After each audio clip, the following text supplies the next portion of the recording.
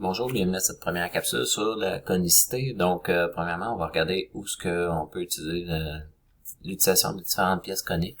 En fait, quelques exemples ici. En fait, un moyeu de remorque. En fait, on a les roulements coniques à l'intérieur de ceux-ci. Sinon, écoute, on a un dispositif de montage conique pour venir centrer finalement un frame de vélo pour des opérations de perçage ou par la suite.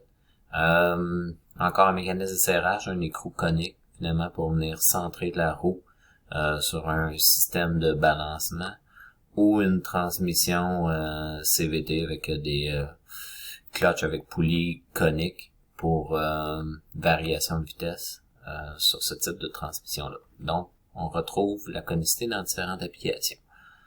Premièrement, la conicité, on l'a définit comme un changement du diamètre d'une pièce par rapport à l'axe de cette dernière. Donc, par rapport à l'axe de la pièce, je passe d'un petit diamètre à un grand diamètre D sur une longueur. Donc, la conicité va être grand diamètre moins petit diamètre sur la longueur. Donc, ça va nous donner une conicité. Si j'utilise toutes mes dimensions en pouces, ça va être des pouces par pouce. Donc, ici, en fait, sur 1 pouce de distance, fait que ma conicité par pouce, si je passe de 0 ici à une valeur X sur une distance d'un pouce. Donc, une conicité par pouce. Si je veux l'avoir au pied, ça va être sur une distance d'un pied, ou je prends cette même conicité-là que je multiplie par 12.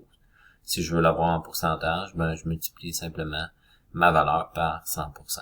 Du côté métrique, dans ce cas-là, on va parler d'une perte ou d'une augmentation de 1 mm sur le diamètre pour une longueur de 20 mm. Donc, ça, c'est la définition de la conicité. Si on continue, en fait, du côté du laboratoire, les pièces qu'on a ou les outils qu'on retrouve principalement, on a des forêts qu'on a utilisées. Ceux-là vont être, ça va être des cônes morses, puis ils vont être dans la catégorie des cônes indémontables.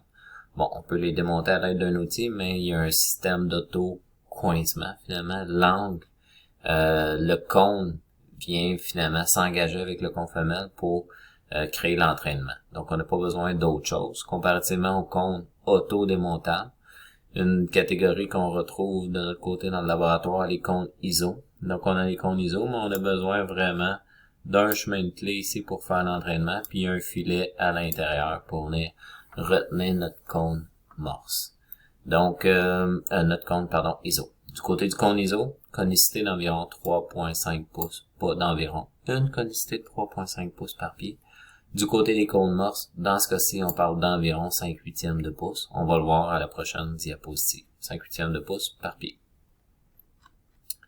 Donc, justement, au niveau des cônes morses, quand on parlait d'environ 5/8 de pouce, on voit ici, là, toutes nos valeurs de ce côté-ci sont toutes environ autour de 625, un petit peu moins, de conicité par pied. On a également la conicité par pouce juste à côté. Donc, on a les différents numéros de cône morse. Dans certains cas, on voit là, le cône morse 1 et le cône morse 2. 599, 598 au niveau de la conicité. À ce moment-là, il faudrait vraiment aller voir les différentes dimensions, que ce soit la dimension A ou la petite dimension D du forêt, du cône, finalement. C'est celle-là qui va nous guider à savoir quel type de cône morse on a entre les mains.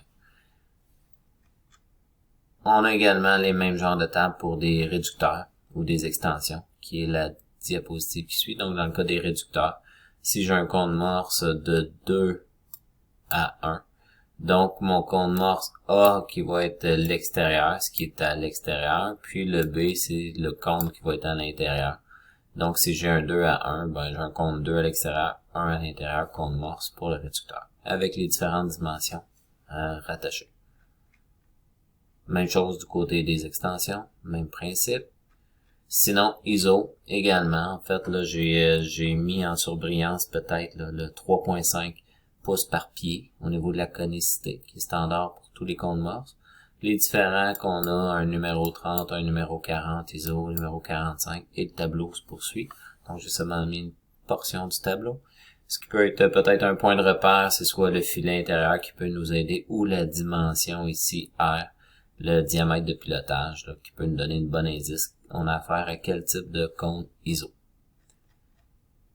Donc, premier exercice, en fait, le PowerPoint compte 3 exercices. Je vais vous inviter à compléter les autres exercices. Les solutionnaires s'y trouvent également, juste les valider.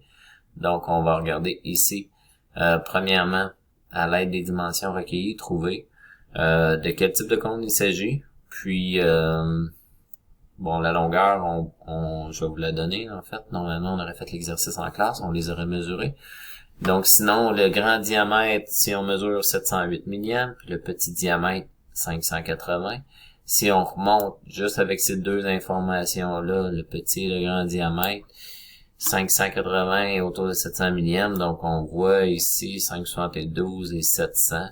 En fait, pour le gros diamètre A et le petit diamètre D, fait qu'on aurait probablement à faire un cône Morse numéro 2. On va juste aller vérifier, on va calculer finalement avec notre formule qu'on a vue au tout début, avec notre formule de conicité, D-D sur L.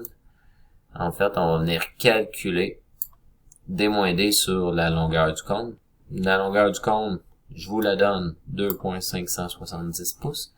Donc, nos deux dimensions, 708 moins 580 divisé par 2.570. Si je fais x12, ça va me ramener ma conicité en pouces par pied. Si je ne fais pas le x12 ici, ben ça va me donner ma conicité ici en pouces par pouce. Donc, 0.049 milliamps et 7/10 ou 597 milliamps.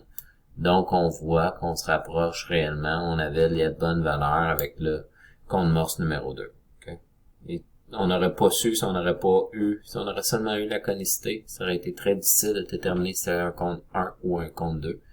Mais en ayant finalement, en prenant des mesures au niveau du shank ou au niveau du cône, du cône Morse, bon, on est en mesure de confirmer que c'est bel et bien un cône Morse numéro 2.